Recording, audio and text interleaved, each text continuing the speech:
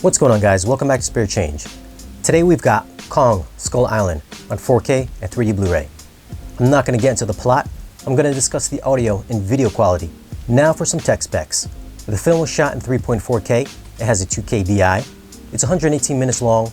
It's rated PG-13. Aspect ratio is 2:4:1. So for those watching on a TV, you'll get the black bars on the top and on the bottom. Those are projectors and scope screens. You guys are good to go there. For image quality, there was a specific look the director was going for. If you've ever seen Apocalypse Now, you'll know what I mean. It has a very filmic look about it, so you can expect film grain throughout. I actually like film grain in movies because it makes it feel more theater-like in my home. But if you like your movie super 4K crisp, you may want to pass on this. I didn't find there was a huge gap between the 2K and 4K transfers, but there is an increase in detail and in resolution. Especially in close-up shots, facial features and clothing textures can be, at times, very detailed. Jungle foliage had more detail and separation and added a bit more depth to the viewing experience. Where the image really shines is going to be in the HDR department. Right from the opening scene, there's a shot of the sun and a guy dropping from the sky. The sunlight is ridiculously bright, so be prepared.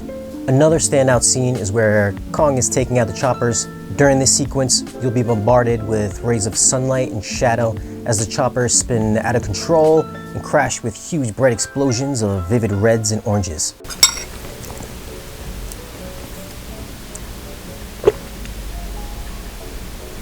HDR's wider color gamut is on full display here, as most of the film is mostly sepia and warm tones. You'll really get the feel you're stuck in a hot jungle environment. Low-level shadow detail gets a good bump here as well. The bar scene has some finer detail in the shadows mixed with some bright neon colors that really distances itself from the 2K version. Audio is mixed in Dolby Atmos, and again, the opening scene that got you prepared for its excellent HDR usage is also a precursor to how good this Atmos mix is. Right from the start, where the logos come in, you can hear planes flying over top and around the room, and a plane stalls right near your right speaker, and you hear a man falling right from the sky. It was pretty impressive, and that was all within the first minute. The soundstage is very expansive and detailed. The boatyard scene has some excellent city ambiance, and anything with a chopper is going to fly right over your head. And keep an ear open for the boneyard scene where the lizard creature makes its first appearance, or rather listen to it as it creeps around the room before showing itself. Bass extension is demo-worthy. Dialogue never got drowned out and was always clear. So for audio, I'd give it a 10. There are way more demo-worthy scenes in this film than I mentioned, so this is definitely worth a buy for sound alone.